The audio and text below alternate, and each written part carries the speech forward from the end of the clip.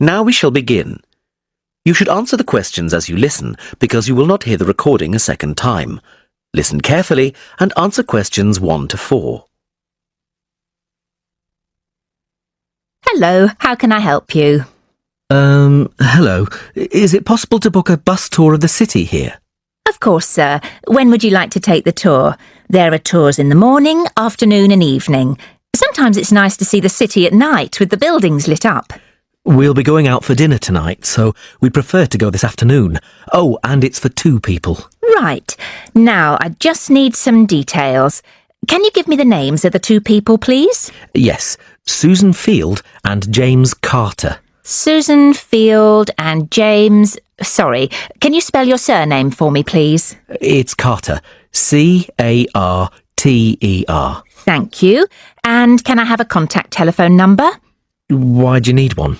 Just in case we have to cancel the tour and need to contact you. I see. Well, my mobile number is 07988 636 197. That's 07988 636 197. Now, can you also tell me which hotel you're staying at? The Crest Hotel. Oh, no, sorry. That's the hotel we're staying in next week. It's the Riverside Hotel. Oh, the Riverside is a lovely hotel. Are you enjoying your stay?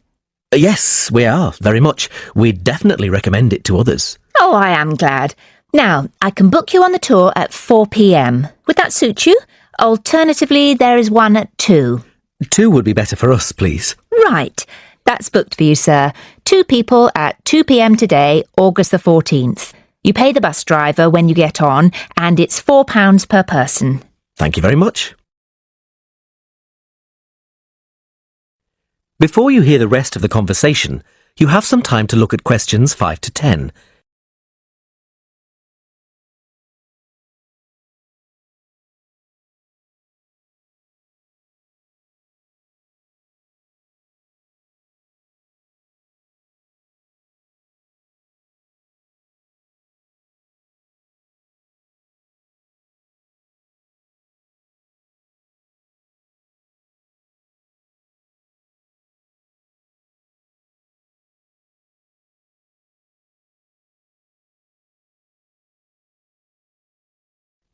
Now listen and answer questions 5 to 10. Can I also ask you about the museum in the main square? I was reading about it in my guidebook and was shocked to see that the entrance price is £10. Why does it cost so much? Well, the museum has the largest collection of Latin American art in Europe. People come from all over the world to see it. But that's not the reason why it's so expensive to get in. You see, the building is very old and it needs repairs. The £10 ticket cost will go towards repairing the roof and the walls. I see. Well, I suppose it's worth paying £10 to see the collection. Yes, I think so too. Is there anything else I can help you with? Actually, there is. I was wondering if you knew of any good restaurants in the area. Well, there are a few restaurants near the harbour and a couple on the beach, which are nice. The problem is that the smell of the fish market is quite strong down there. I don't think my girlfriend would be very pleased. I know what you mean. It's not very romantic, is it? My advice would be to go to the next town. It's bigger and the restaurant selection is wider. You can get there by taxi and it only takes about 10 minutes. The town is quite picturesque. Is it for a special occasion? Yes, it's my girlfriend's birthday, so I'd like to go somewhere special. Do you know any of these restaurants well enough to tell me about them? Well, I know about a few of them, and there are pictures in this leaflet here. Oh, this one here is lovely, the Bellevue, and it's extremely popular. It has a famous chef, so it's not cheap, but the standard of the food is very high. It's right by the sea, and there are wonderful views if you get a good table. Then there's the Lighthouse Cafe. You can see the picture here, which isn't really a cafe at all. In fact, it's a great restaurant, and a lot of TV celebrities and actors eat there. The place has been going for over 100 years. It's quite an institution around here. I'm not sure about those 2. They sound too expensive to me. I was thinking of somewhere small, not too upmarket, but with good food. In that case, what about Harvey's? The same family has run this restaurant for over a century, and it's reasonably priced and really popular with local people. Oh, and there's another family-run restaurant, Stonecroft House. New owners took over a month ago, and they're getting good reviews. There's a new chef there, and the food is meant to be very good. This leaflet has the contact details for all the restaurants, so you can just call them if you'd like to book a table. Great, thanks. You've been very helpful.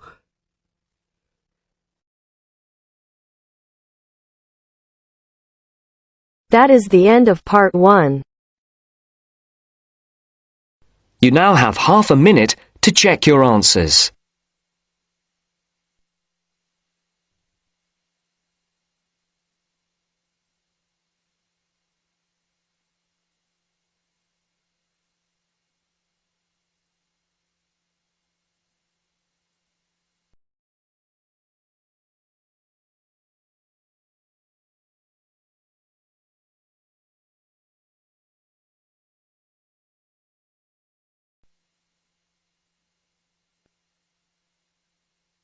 Now turns to part 2. Part 2. You will hear an extract from a talk about employment interviews. First, you have some time to look at questions 11 to 14.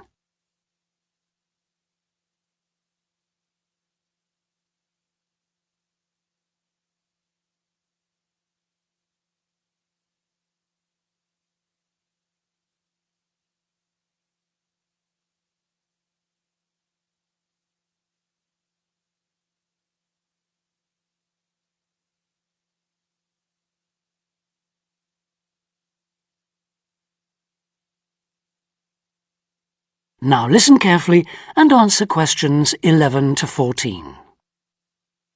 Today I have with me Sandy Richardson of the local Workforce Center, and she'll be talking about that critical step towards the goal of employment, the interview.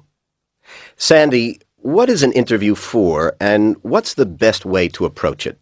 A job interview is simply a meeting between you and a potential employer to discuss your qualifications and see if there is a fit. The employer wants to verify what they know about you and talk about your qualifications. If you have been called for an interview, you can assume that the employer is interested in you. The employer has a need that you may be able to meet, so it's your goal to identify that need and convince the employer that you're the one for the job. As everyone knows, interviews can be stressful, but when you're well prepared, there's no reason to panic. Preparation is the key to success in a job search, and you can begin by collecting together all the documents you may need for the interview, such as extra copies of your resume, lists of references, and letters of recommendation. You could also take some work samples, selecting from what you have designed, drawn, or written, for instance. And make sure you have a pen and pad of paper for taking notes. The next step is to find out about the post. The more you know about the job, the employer, and the industry, the better prepared you will be to target your qualifications. Always request a job description from the employer and research employer profiles at the Chamber of Commerce or local library. You could also try to network with people who work for the company or with employees of companies associated with it. The next step is to match your qualifications to the requirements of the job. A good approach is to write out your qualifications along with the job requirements. Think about some standard interview questions and how you might respond. Most questions are designed to find out more about you, your qualifications, or to test your reactions in a given situation. If you don't have any experience or skills in a required area, think about how you might compensate for those deficiencies. Before you hear the rest of the talk, you have some time to look at questions 15 to 20.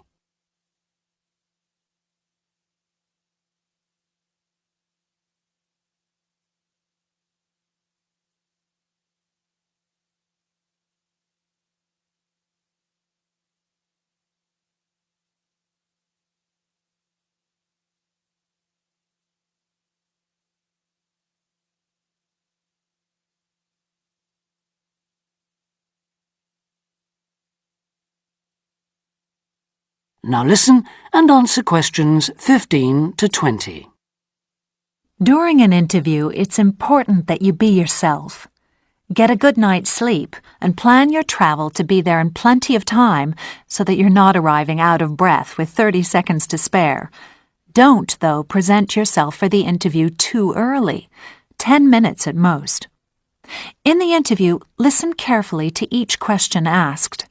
Take your time in responding and make sure your answers are positive. It's important to express a good attitude and show that you're willing to work, eager to learn, and are flexible. If you are unsure of a question, don't be afraid to ask for clarification. In fact, it's sometimes a good strategy to close a response with a question for the interviewer. In general, focus on your qualifications and look for opportunities to personalize the interview. Briefly answer questions with examples of how you responded in comparable situations, from either your life or previous job experiences. Something you should avoid are yes or no responses to questions, but don't dwell too long on non-job related topics. Use caution if you are questioned about your salary requirements. The best strategy is to avoid the question until you have been offered a job. Questions about salary asked before there is a job offer are usually screening questions that may eliminate you from consideration, so be warned. On the other hand, it isn't inappropriate to show your enthusiasm if your first impressions of the interview and of the employer are good ones. So, if the job sounds like what you are looking for, say so. Keep in mind that the interview is not over when you are asked if you have any questions. Come prepared to ask a couple of specific questions that again show your knowledge and interest in the job. Close the interview in the same friendly, positive manner in which you started. When the interview is over, leave promptly. Don't overstay your time. Think about the interview and learn from the experience. Evaluate the success and failures. The more you learn from the interview, the easier the next one will become. You'll become much more confident. To close, here are a few more tips. First, maintain good eye contact throughout the interview and be aware of nonverbal body language. Second, dress a step above what you would wear on the job. Go to the hairdressers, have a shave, etc. Remember that your appearance is a key indicator of whether you have the right attitude, so it can pay to give some thought to how you look. And finally, don't be a clock watcher. That is the end of part 2. You now have half a minute to check your answers.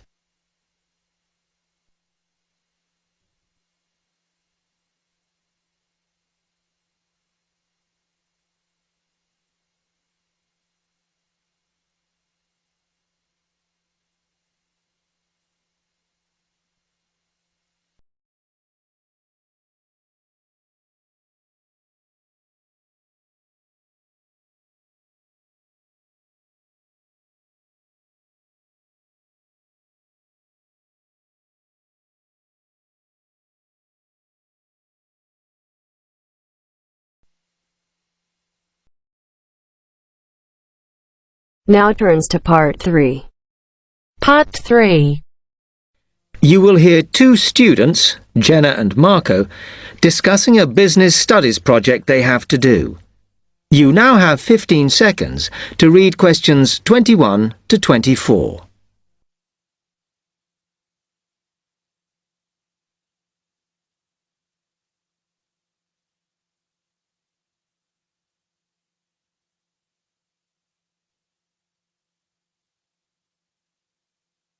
Come on, Marco. We've got to get on and sort out this project for Professor Buckley. Hang on. I want to make sure we've got all the information. Now, where are we? Well, today we need to sort out exactly what we're going to do and how we're going to divide the work up. Okay. How long have we got, by the way?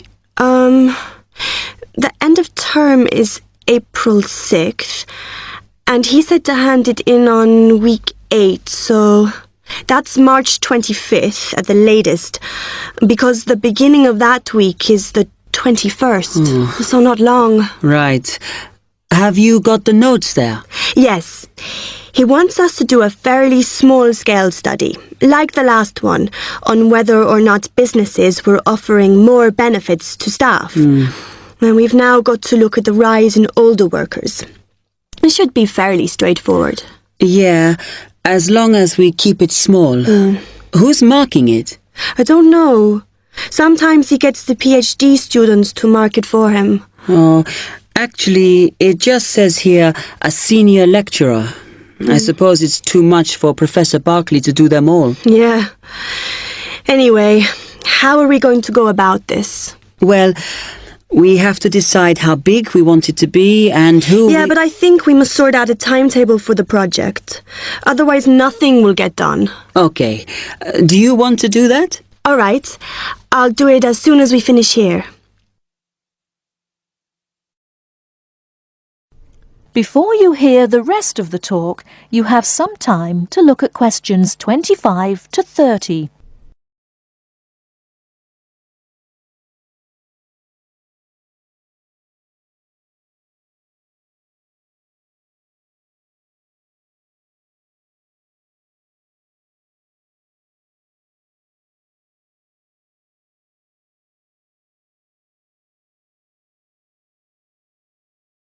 Now listen and answer questions 25 to 30.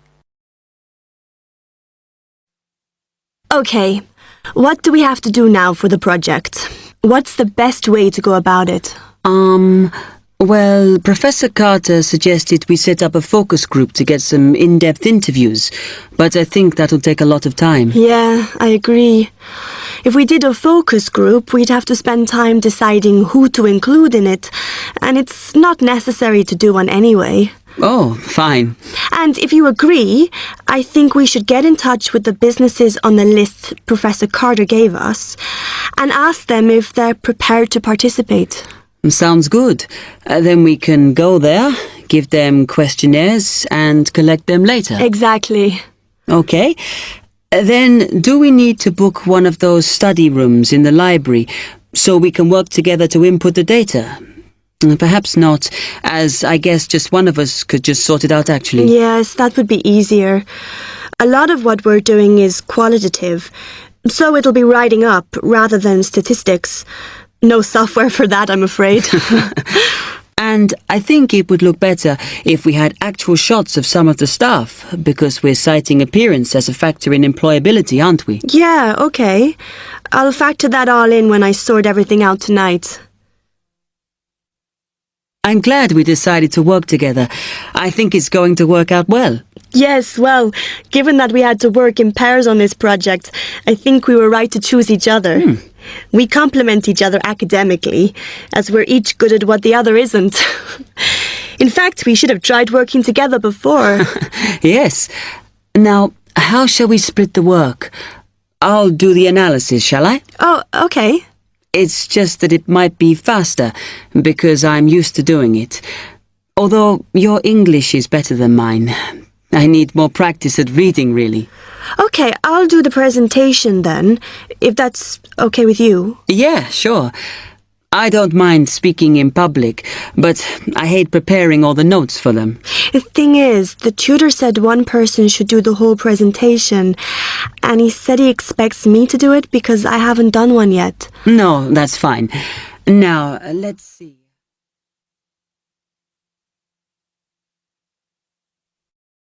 That is the end of part 3. You now have half a minute to check your answers.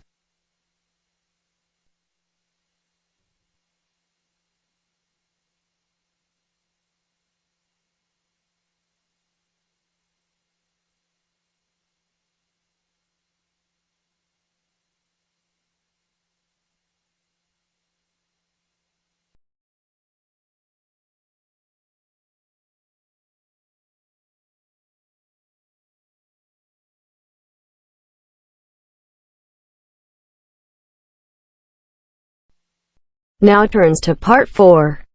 Part 4. Now listen to the second part of the lecture. As you listen, complete the notes below. First, you have some time to look at questions 31 to 40.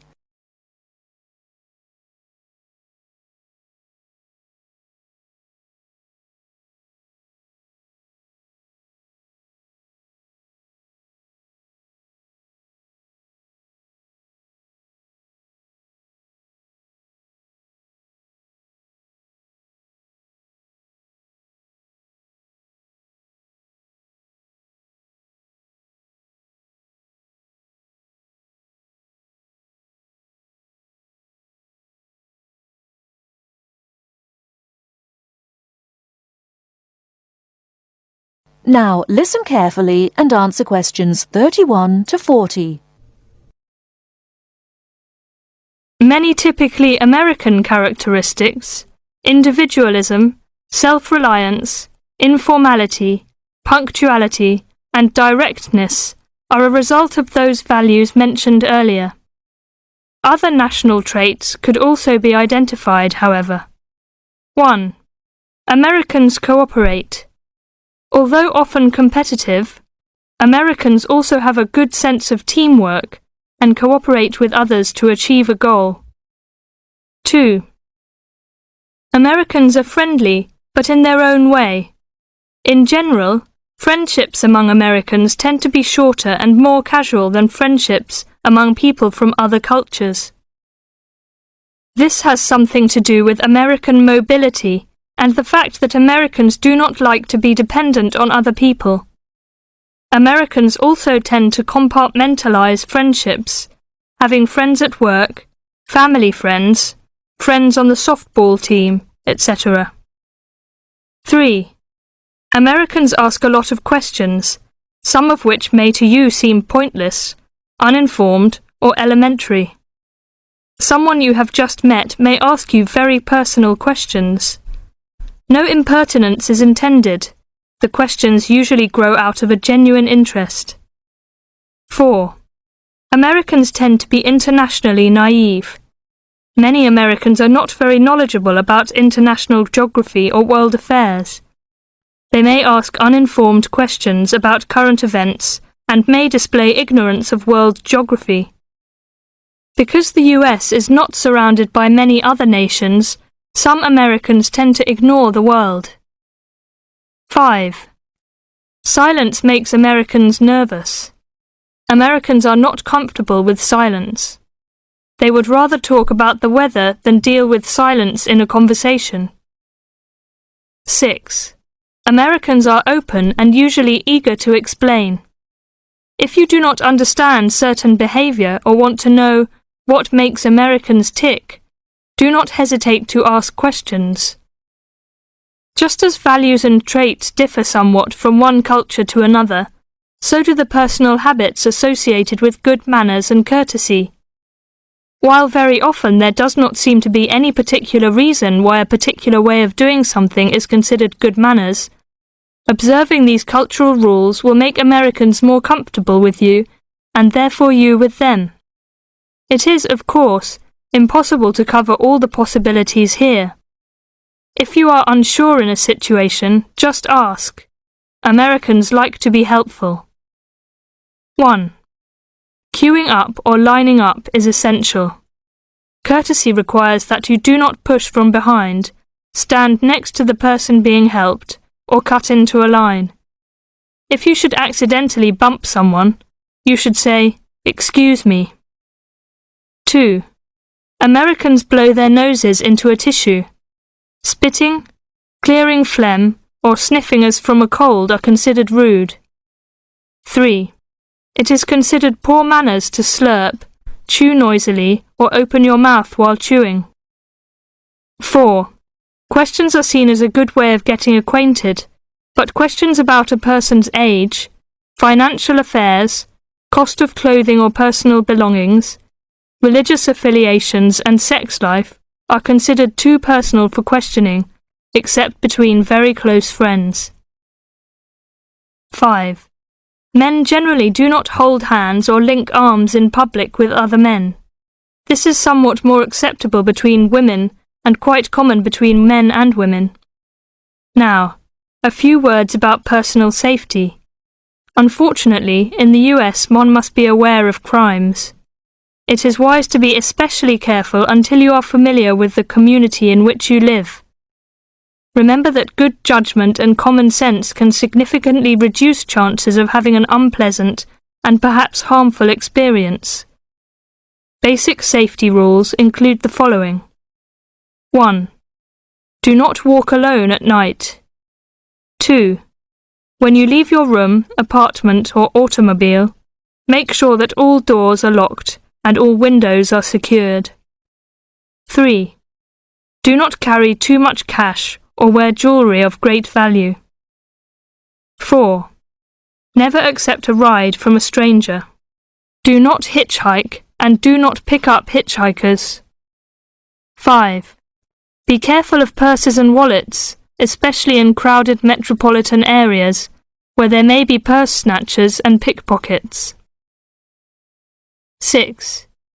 If a robber threatens you, at home or on the street, try not to resist unless you feel that your life is in danger and you must fight or run away.